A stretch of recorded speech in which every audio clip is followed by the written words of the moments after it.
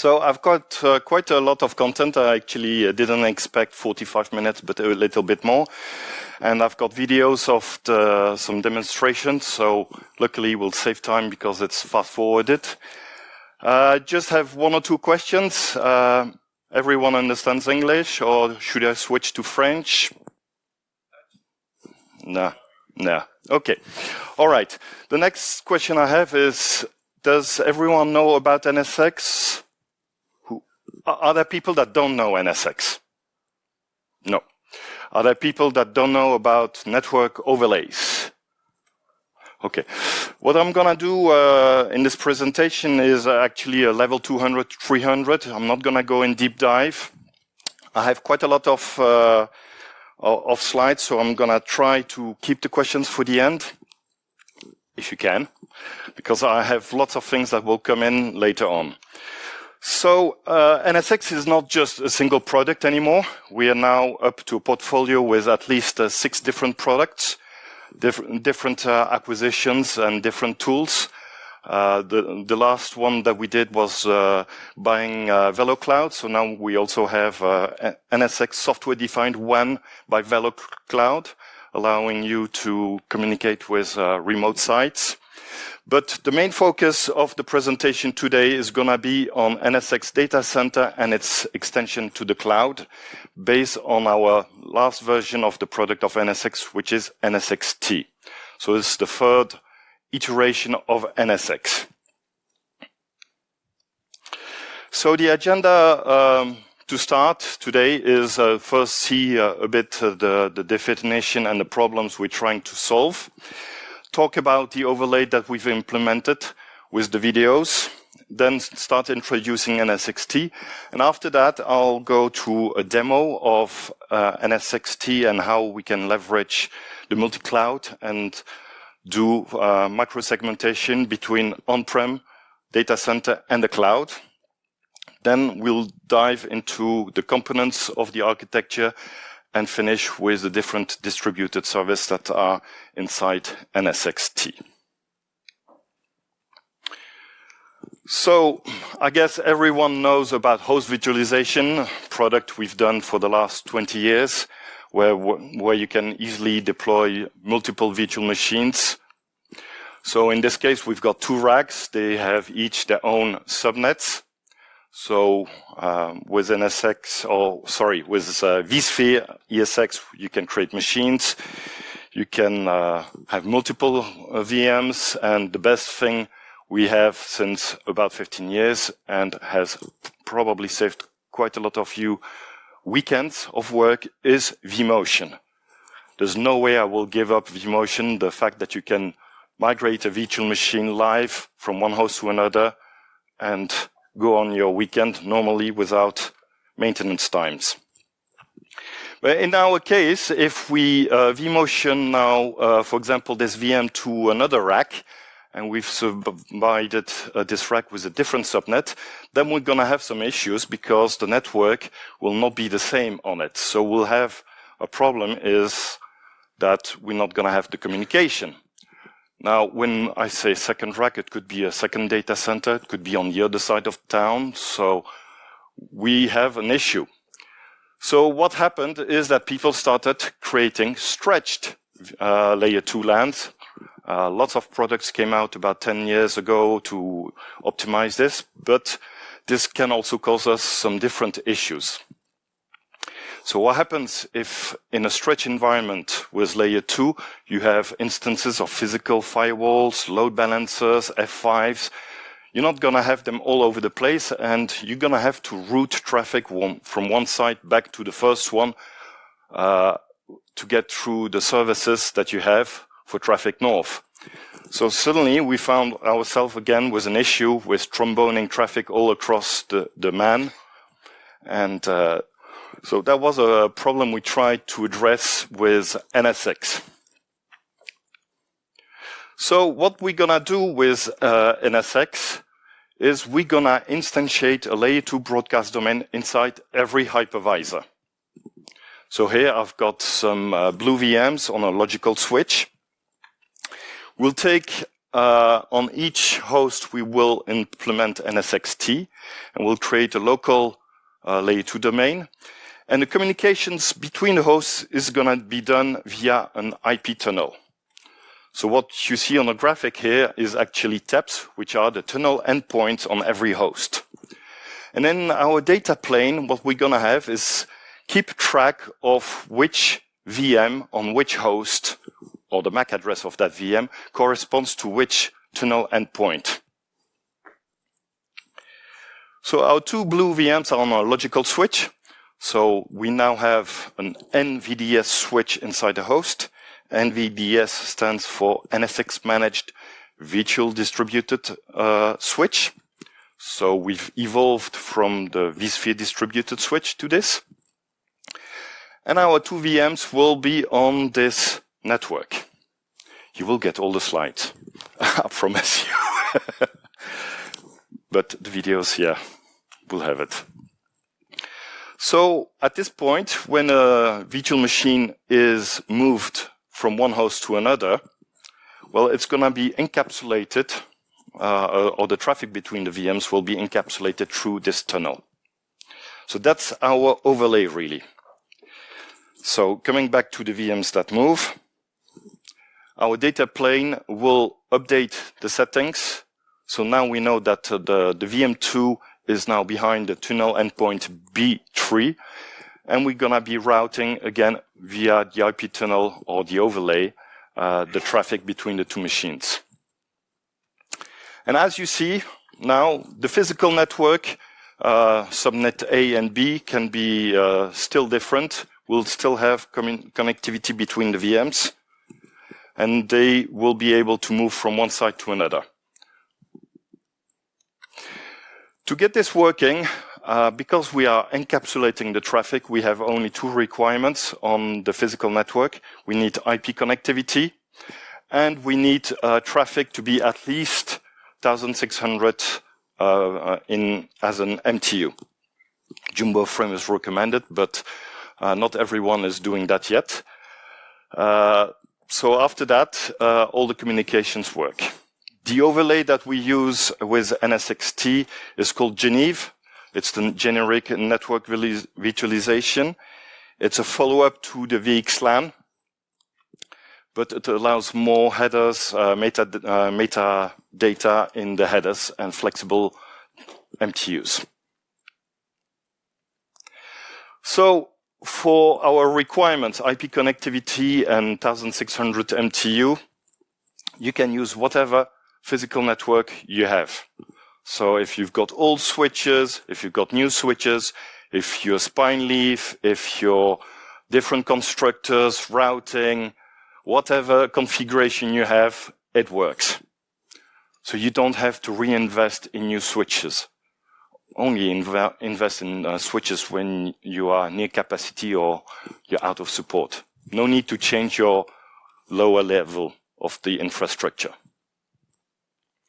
So if your infrastructure is multiple vendor or multiple generation of switches, it doesn't matter to us, as long as we have this IP connectivity and the MTU. One of the other benefits we get from the virtualization of the network with the overlay is that you're only going to have the logical switches for those virtual machines on the host that have them. We can reuse IP ranges. So if you later on want to have an application in a shell for quality assurance or whatever for testing, you can just copy the VMs with the network. So there's no address of conflict, and we'll see how we can manage afterwards the routing. And you can all do this either using the user interface. So NSX-T is now using an HTML5 interface. No more Flash, no more Flex. That's done. It's a completely separate management platform, so you don't have to go via the vCenter to do this. And it can all be automated. So after that, it's using REST API commands. So you can use PowerShell, Ansible, Terraform, whatever. You can automate it. So I've got customers here in the Suisse romande that have deployed the whole NSX with a PowerShell script. Others have used Ansible. So whatever you fancy, within limits, you can use to deploy. The next step after just managing this layer 2 broadcast and networking is that we're going to be able to do firewalling straight on the VNet of the virtual machine. So it's not done inside the virtual machine, but on the network card. So after this, we can really filter. We can do macro segmentation, stopping subnet 1 to talk to subnet 2, micro segmentation within the same subnet, so that the database server cannot talk to a web server, only the app server can talk to the database, and so on. And all those rules are managed centrally in the management of the NSX. There. You can group VMs by multiple, by IP set ranges, by machines. You can use regex commands to group those virtual machines for those rules. But with NSX, we wanted to do more than just layer 2 and micro-segmentation. The idea is to have all the different network services inside the software. So switching, routing, load balancing, VPN, firewall, connection to the physical world, layer 2 bridging. If you've got hosts that are still physical and you want them to talk to virtual machines, NAT, DHCP, and all the metadata. We also have a small IPAM for this specific use cases. If you do containers inside NSX, you can consume this also. So the best thing about this version of NSX, and I think it's a game changer compared to the previous version, which was NSX for vSphere, is that we support multiple platforms. So you can manage ESX hosts running NSX-T. You can have clusters with KVM hosts. So we support Ubuntu, Red Hat, CentOS, SUSE. We have an agent that deploys and manages this NVDS on those Linux machines using Open vSwitch. And with the same agent, actually, we can also protect Linux bare metal servers. So if you've got SAP HANA running on a SUSE 12 and you want to protect it with micro-segmentation, you can do it. If you run Oracle database on a Red Hat machines, you can do it. We support workloads, they may be VMs, containers, Kubernetes, OpenShift, OpenStack, bare metal agents, multiple vCenters. So you're not bound one NSX manager to one vCenter. So we just consume the vCenters for compute nodes. And it's the same code that is used actually to also extend NSX in the cloud. Single source code from which we compile the API, and then we can deploy virtual machines on Azure, on AWS, or what we call VMC, which is VMware on AWS. So that's ESX servers that run in AWS data centers. All this with NSX-T with a single source code. The use cases, I'm just going to briefly point to the different use cases. So it's security, naturally, micro-segmentation, integration with firewalls from third parties, service insertion, cloud-native applications. So we still get security, routing, load balancing functions, automation. Customers are wanting to move to really automating the deployment of the infrastructure, Terraform, and the multi-cloud. It's the only slide I'm going to do on the use cases because I've got a slide deck and I can talk for now just on with the use cases, and we don't have that time. So the first demo I want to do, and it's a recorded demo, so I know it works, is actually an application we've deployed called planespotter.nsxcc.net, and you can test it right now if you want. It has 6 front-end web servers that are located in AWS and in Azure. And the database for the application and the data itself is on-prem in our data center in Palo Alto. We've got connections between our on-prem network and AWS here using VPCs and VNet going to Azure. So when you hit this web page, you will be on one of those sites and the data is kept inside. So let's have a start of a look of the deployment. What we have here is actually the graphical interface of NSX. This is not the last version, it's the previous one. So we have the manager nodes, the controllers, which is our control plane, the hosts, the edges. And what we're going to see is here the public cloud gateways going to Azure and AWS, connected to different VPCs. So when I look into these clouds after having, that's the same video, moving on to the next one.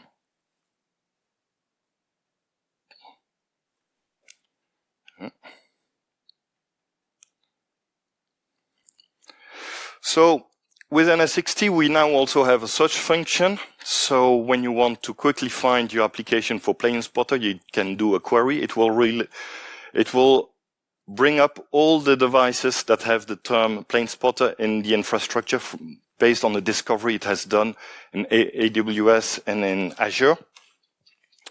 And as we see, we've got different tags on the different machines. Here we see this front-end web server.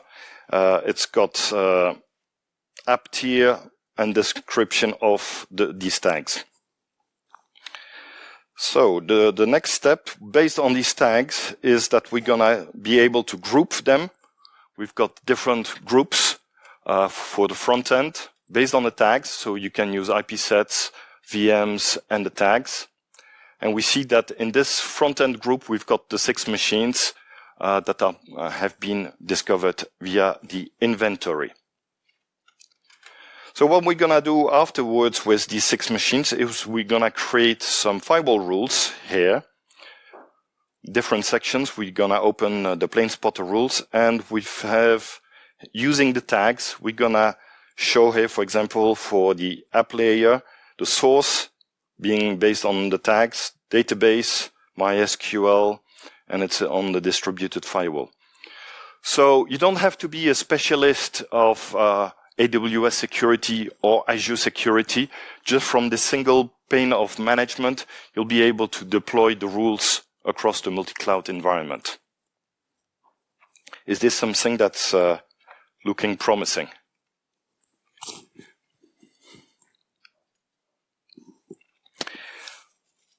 Right, now to build up to this kind of demo, I'm just gonna go now over the NSXT architecture.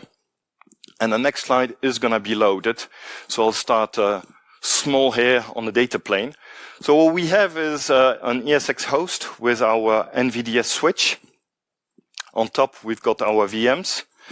So this NVDS switch is a new kind of switch that we do. It's managed by the NSX and really allows us to work on very high performance and low latency traffic. So this is a switch that has also been optimized for telcos, for everything that is G5. And we can push up to 8 million packets per second on a 2 CPU server.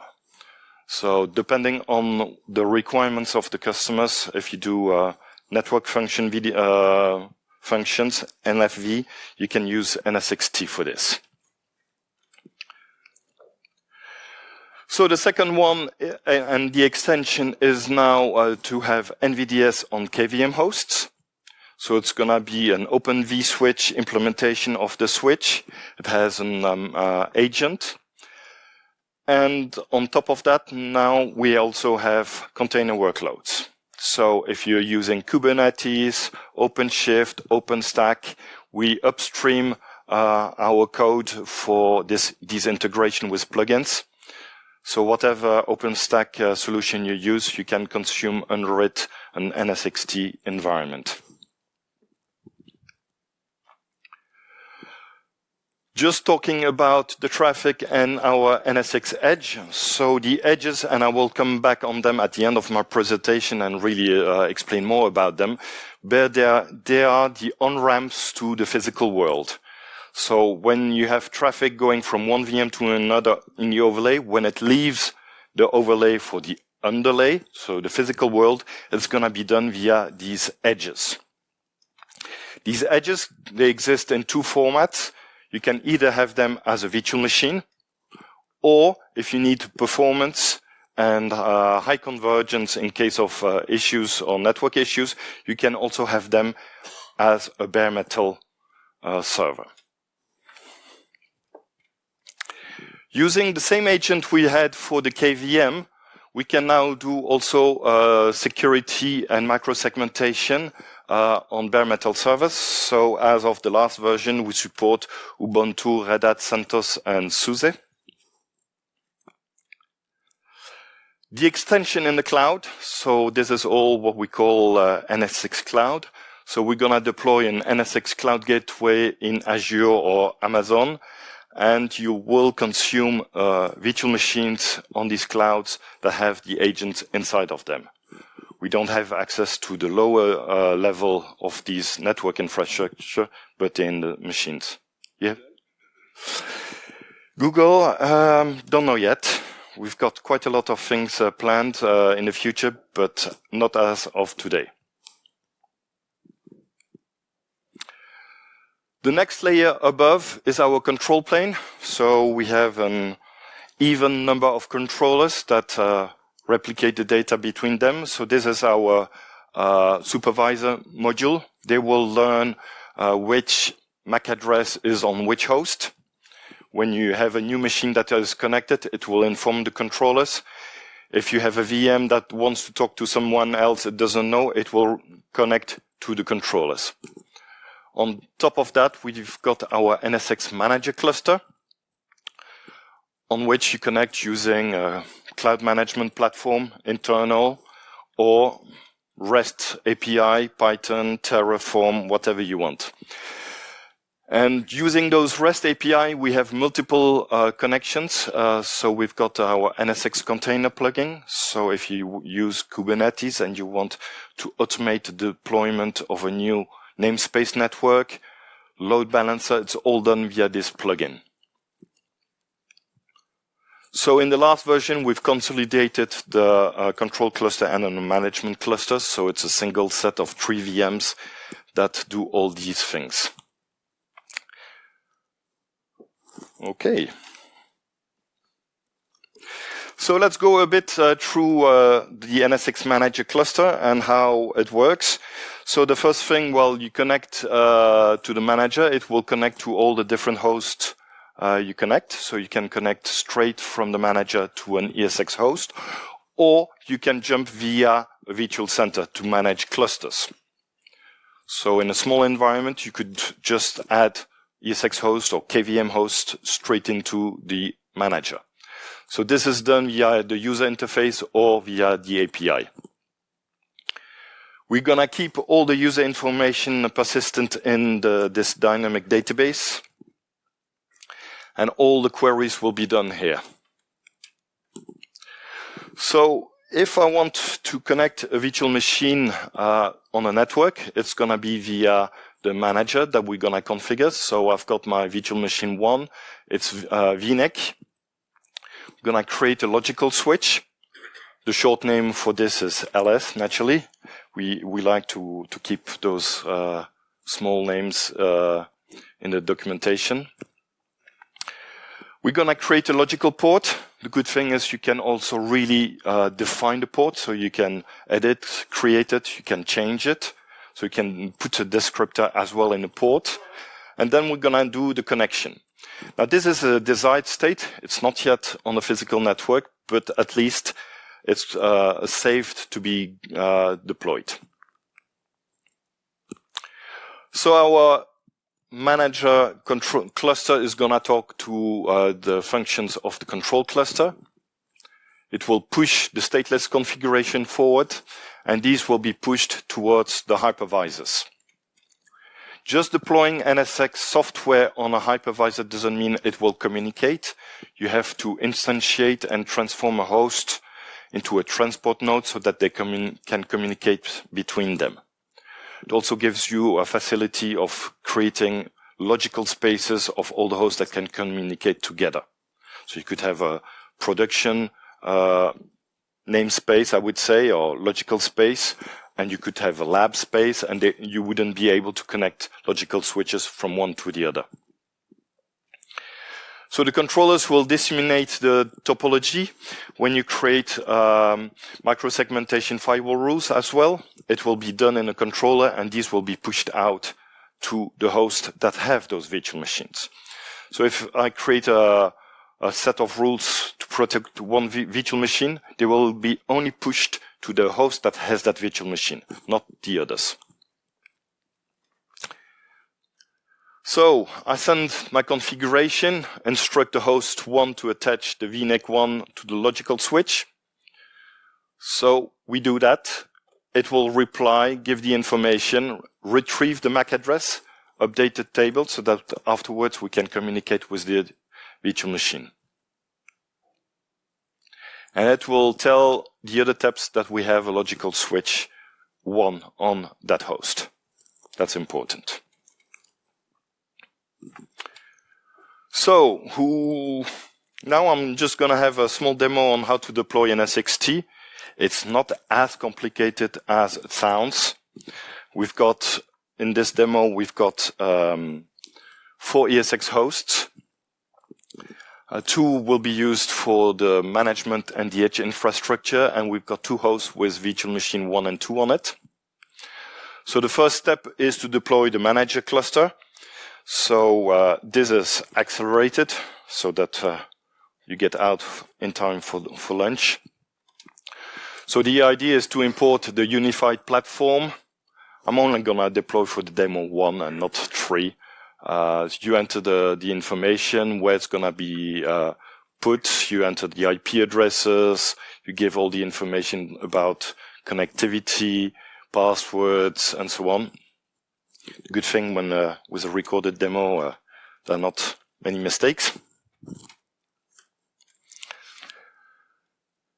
And it goes faster than physically if you do it at home or in the office. So once the manager cluster is deployed, and deploying goes faster in the video, we'll be able to start configuring and logging in. So you see at the moment we are in the vCenter because we deploy it there. The manager virtual machine can be also deployed on a KVM infrastructure. So the next step is to connect on the HTML5 interface of the NSX Manager.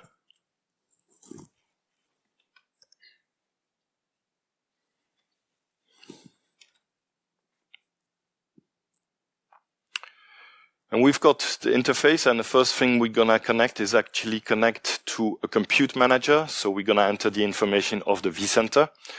This allows us to simplify the deployment of the different virtual machines and configurations. But you could decide not to do it and go straight to the host themselves. So import the certificate, the thumbnail, and now we've got our vCenter connected to our manager. You can manage multiple vCenters. At this point, we're gonna deploy the controller. So in a newer version, actually the manager has the controller himself.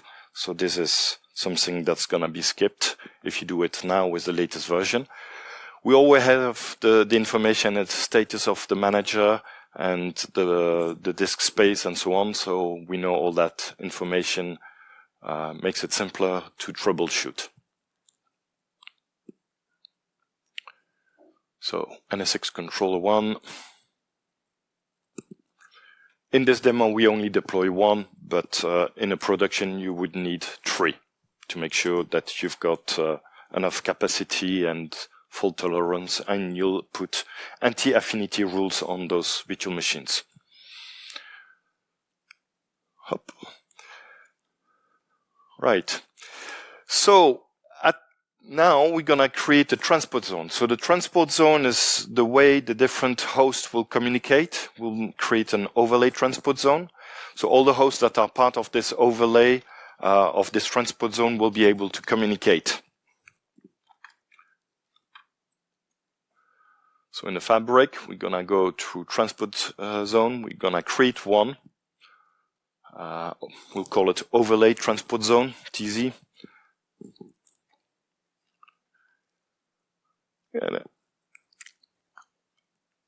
And we will deploy NSX on the host and connect them to those transport nodes. As you see, we use the vCenter actually to decide which host we will deploy NSX on. So it's going to configure NSX and deploy it. We have pre-provisioned an IP range pool for the tunnel endpoints. So that was done in between. And we'll have this connectivity. So here it's deploying NSX-T and we'll create the tunnel endpoints so that the host can communicate between each other.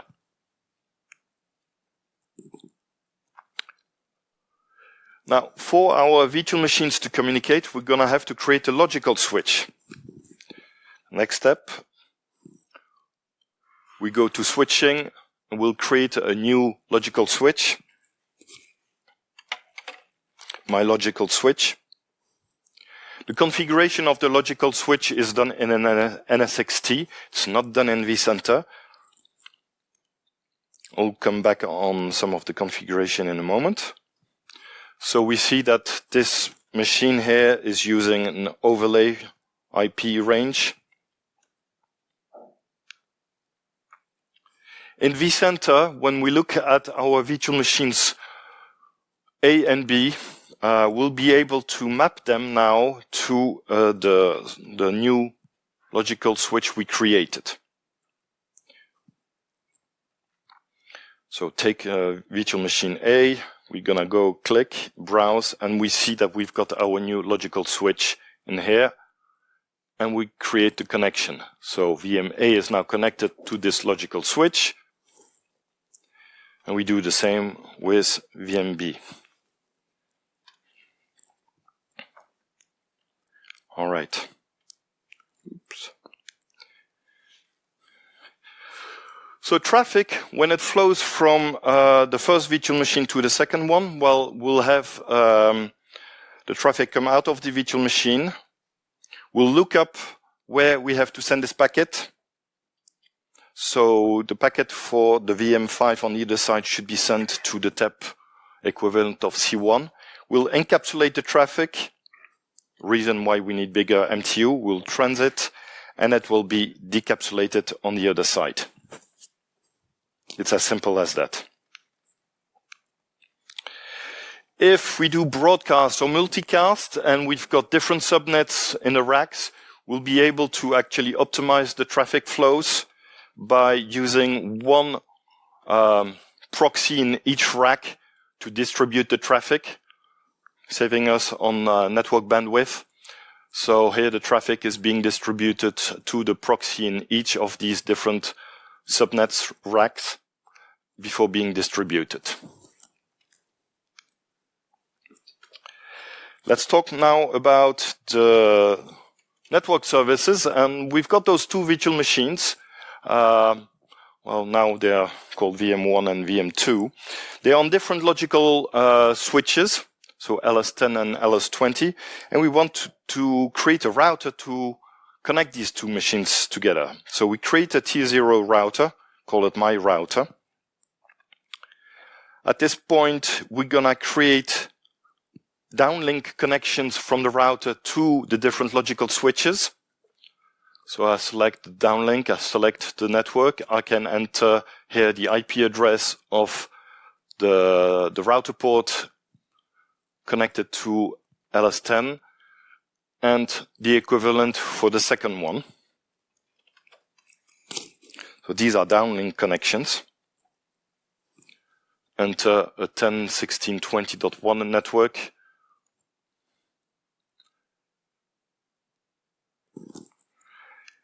And we'll be able to test the connectivity between those two virtual machines. So on one side, we'll have a ping, and on the other side, we'll actually have a trace route that will give us the information, also showing you the ports of the router. It's pretty easy, actually. How is this connection done? Well, this connection is done with a function called logical router. This is not a virtual machine. This is an instance that is running inside the kernel of the hypervisor. So we're gonna, if you have a single physical host, well, it will be inside a single host. If you have multiple hosts and you've got a network on the other, you'll have the same router on the other side. So this is the flow of the information. If we have logical switch 10 and logical switch 20 on different hosts, we'll have the same router in virtual in the kernel. Routing will always be done at closest point from the source code, so the source point. So it's gonna always be routing done inside the host, local. So traffic flow will be asymmetrical. It's important to understand this. Traffic will come out from VM1, will be routed, put into the transport tunnel for the logical switch, and distributed on the other side. Traffic flow coming back. Yes, there's an error. The traffic doesn't go back to the router. It goes to the VM1. Is done the other way around. So this is an asymmetrical routing.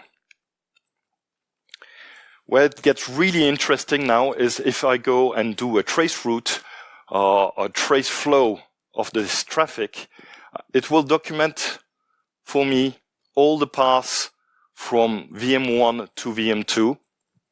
So we see clearly that the traffic is coming out of the VM1, goes through a distributed firewall, is now on the logical switch 10, hits the router, is routed to logical switch 20, is still on ESX1 here, and now it enters the tunnel, comes back to the outside, and is being distributed.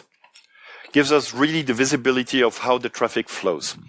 And at every one of these points, you can look at the documentation and pull up information, giving you the tables and the configuration, the speed of the ports, and so on. Really gives you the visibility on how your traffic is flowing. So the thing with asymmetrical routing is that there are some functions that we cannot do if we only have one way of the traffic. Anything that requires a stateful service, like firewall coming in, north-south firewall, load balancing, NAT, DHCP, well, these functions cannot be distributed across the hosts. We will distribute those functions actually in those edge nodes. So those edge nodes I mentioned early on can be either VMs that will have the connectivity to the physical network or physical servers.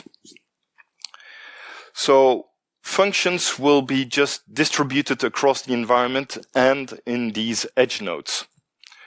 To improve performance, we've used the Intel DPDK libraries. This really allows us to push a lot of bandwidth. So we can push over 50 gigabit on bare metal servers. These can also be for fast convergence in case of failure, and we've got special drivers that will consume specific Intel network cards and some others. And we make sure that we've got enough CPU resources attributed to those services and the memory. This allows us to push really the traffic above. For normal traffic, we can use virtual machine edge nodes. We have less throughput, takes a little bit more in convergence in case of failure. So it really depends on what you want to do. We've got this flexibility. So if we take our sample from beforehand of the logical view where we've got in our infrastructure, at one point I need to connect to the physical network. And this physical uplink is not going to be on the host, it's going to be connected to the edge node. So if I do a representation, suddenly I'm going to have a huge edge router. But this is actually distributed. It's distributed in a different host, and we have an instance running on these edge nodes. Here we have our physical uplink connection. So east-west traffic is always distributed, but if we want to go north-south, we're going to have to connect our routers to the edge nodes to the physical network. So we set up a dedicated internal logical connection. We take care of this management automatically for the traffic. So let's see again how we do this. Well, on our T0 router, we're going to create now a new interface.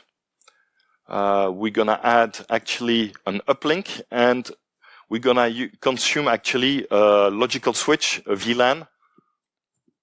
We select which edge node we're going to use, and we're going to use a VLAN for the traffic. Again, we enter an IP address for the outside world.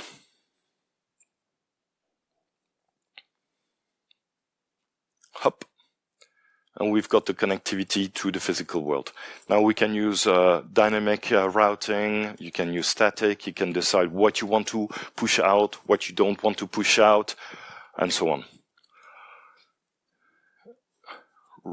Let's look back now to our trace flow from the virtual machine 1, for example, to a physical server on a network. So we're going to use an IP address here. This will give us, again, all the information on how we flow. Going faster than the video, sorry. And again, here we've got the router, but we hit the router, we're still inside the router until we get to the edge, through the tunnel and to the physical network. So we just talked about logical routing, but we have added a lot of other services. Gateway to the physical infrastructure. We use BGP for the physical infrastructure. We can use equal cost multipassing, so you can have multiple redundant paths for the traffic north-south. We've got functions, load balancing, VPN, NAT, firewalling. So the firewalling can be distributed across all the hosts, or we can also have firewalling north-south. We've added IPv6 support. IPv6 being a very big beast, it will come into different phases. We've started with IPv6 addresses, routing, and we'll add more services as time goes by. We've got now guest introspection. So if you've got VDI environment and you want to make sure for using different tools from antivirus providers inside guests. We've got east-west traffic service insertion, so we can use different firewalls from Checkpoint, Palo Alto, Fortinet. North-south service insertion, if you wanted maybe to add a F5 in a path. We have DHCP server for the different networks. And we now added also layer 7 app ID-based firewall for desktops. So lots of different services coming into NSX. So now we've seen the different use cases, networking, security, automation, visibility. Have to remind you that we are multi-hypervisors. Workloads can be containers, virtual machines, bare metals, and the extension on-prem and hybrid cloud, multi-cloud. We have a one-day event in April in Lausanne where we do labs. So I'll present and go through the different sections. You get your hands on. We do the lab remotely. It's all nested. So if you want to come to this event on the 12th, see us at the booth downstairs. If you want to learn more about NSX, I highly recommend the hands-on labs. You can do them at any time, tonight or not, tomorrow, not tomorrow, tomorrow Saturday, on Monday, if you're back at work, just head to the labs HUL VMware. So there you are. Do we have any questions? or not?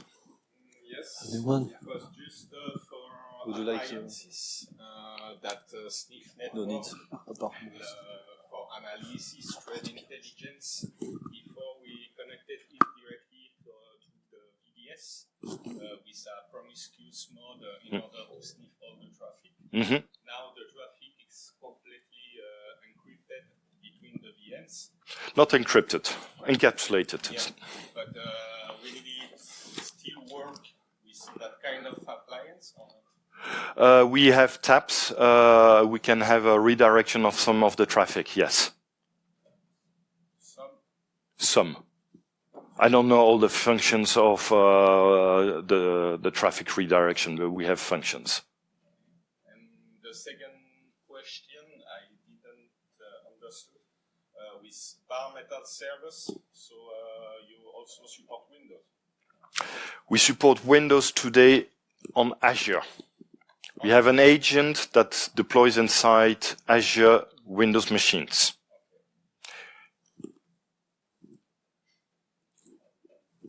Can't say more.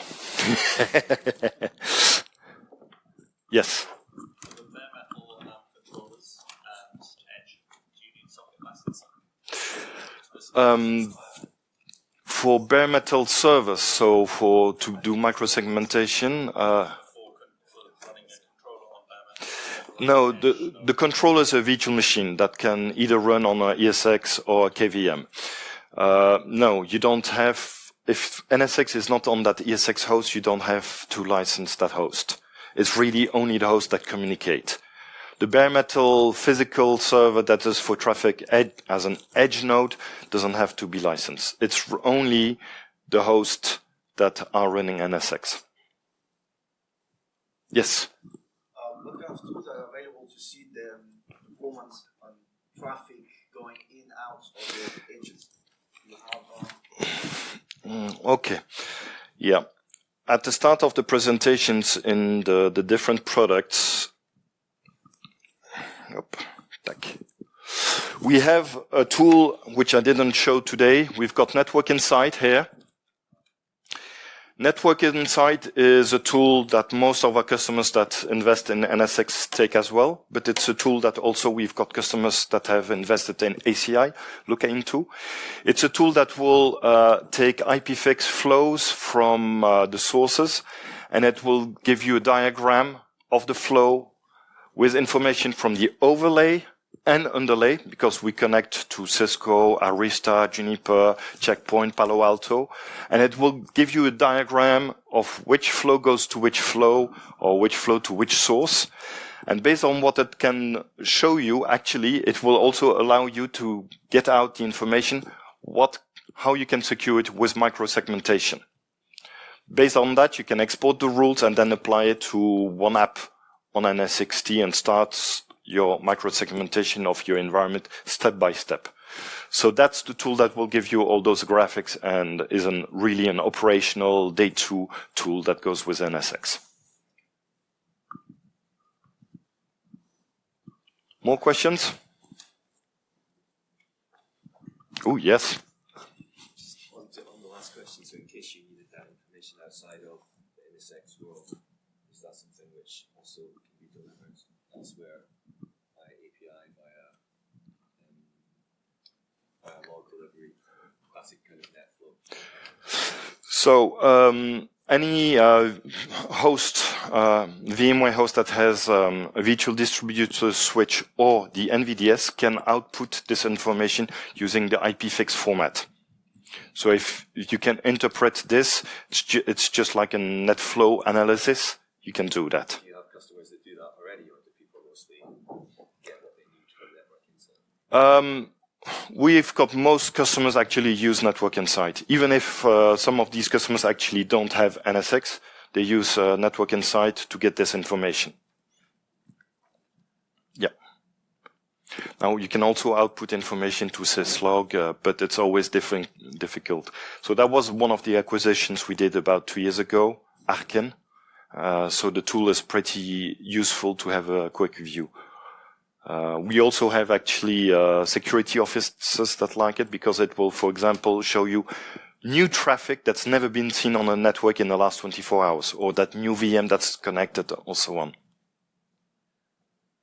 You had also a question. Will the NSX-T deployment migrate legacy virtual switches, VDSs, to NVDSs? So we've got a process actually, you can do it using the user interface or so on. It's a two-step process, or two steps, one after the other. So if you want to move from a VDS to the NVDS, the idea is also to migrate the vSphere kernel ports using VLAN based, and you migrate them. But yeah. So even if you have a host where only two interfaces, you can migrate to NVDS. Licensing for the cloud gateways? There's no licensing for the cloud gateways. We have a licensing, I think, on the number of instances you run inside Azure or AWS, a certain ratio of 15:1, I think, or something like that. I can look it up afterwards. Yes? If we have users on physical or laptop workstation, can we do identity-based firewall with NSX-T, or do we do something else? Not yet, because we don't have that agent out for Windows at the moment. It's more for inside the infrastructure, inside the virtual machine that you're gonna have.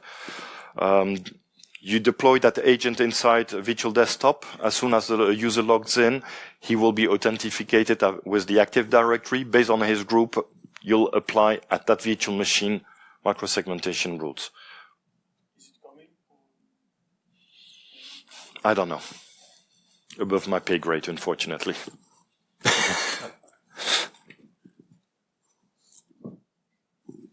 Lunchtime! Yes, seems so.